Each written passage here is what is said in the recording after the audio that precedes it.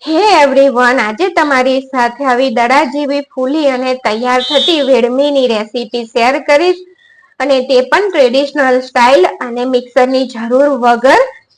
તો એક વાડકી દાળ લેવાની, દાળને સરસ રીતે ધોઈ લેવાની.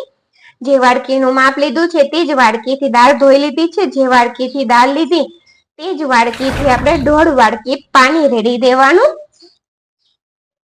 1 ટીસ્પૂન તેલ, એટલે જ્યારે દાળ બફાય અને તૈયાર થાય ત્યારે તેનો એક દાણો સરસ છૂટો રહેશે. અહીંયા બાફવા માટે કુકર લીધું, તેમાં પાણી અને સ્ટેન્ડ રાખી તપેલી રાખી દેવાની. ને કુકર કાળું ના પડે એટલે થોડીક અમથી આંબલીનો ટુકડો એડ કર્યો છે, અને તપેલીને ઢાંકી અને તેને કુકર બંધ કરી ને મીડિયમ ગેસની ફ્લેમ ઉપર દાળને બાફી લેવાની છે.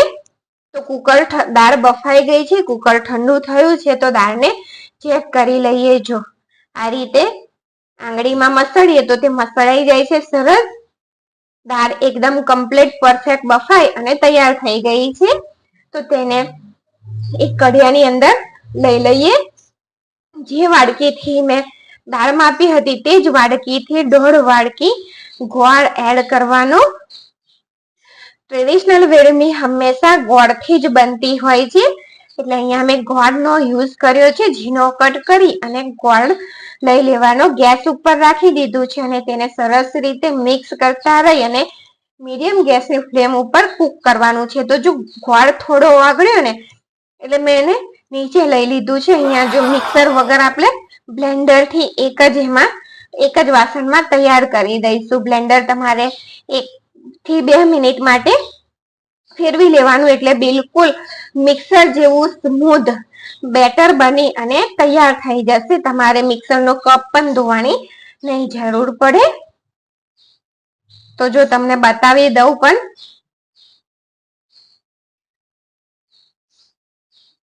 તો ફરીથી મેં ગેસ ઉપર રાખી દીધું છે અને મીડિયમ ગેસની ફ્લેમ રાખવાની. સતત હલાવતા રહી અને વેડમીના માવાને તૈયાર કરવાનો છે. જો તમે આ જોઈ લો, બિલકુલ સ્મૂધ તૈયાર થયું છે. જો તમે છોડી દેશો તો તે ચોંટી જશે નીચે અને પછી વેડમી સારી નહીં બને. અહીં 2 ટેબલ સ્પૂન જેટલું દૂધ લઈ અને તેની અંદર કેસર પલાળી રાખ્યું હતું તે રેડ્યું.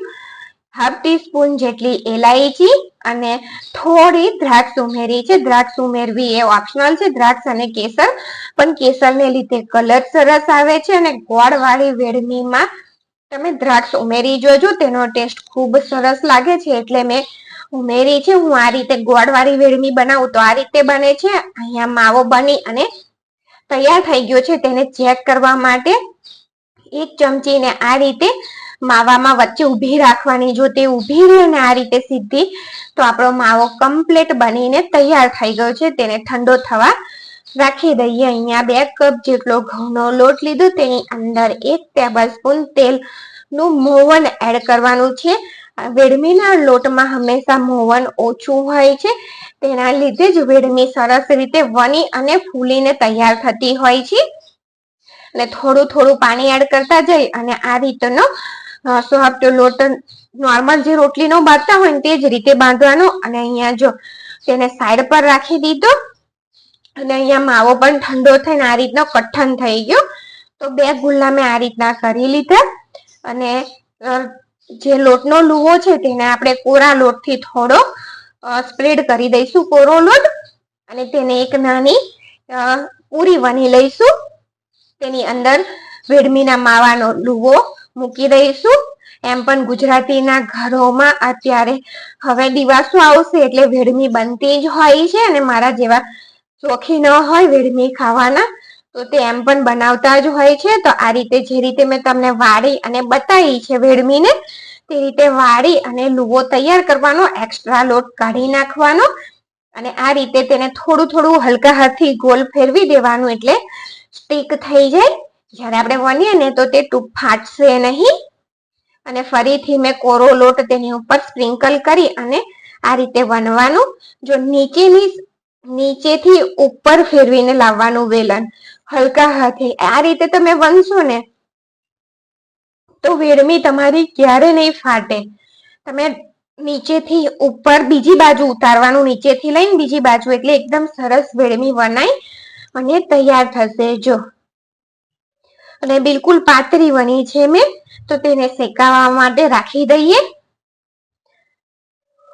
અને વેડમીનો વિડીયો ગમે તો ચેનલને લાઈક, શેર અને ફ્રેન્ડ સર્કલમાં સગા સંબંધીને જરૂરથી તમે શેર કરજો. તો જો થોડી શેકાઈ હતી, પલટાઈ દીધી અને ત્યાર પછી તેલ લગાવી અને પલટાવી તો કેવી દડા જેવી ફૂલી અને તૈયાર થાય છે વેડમી.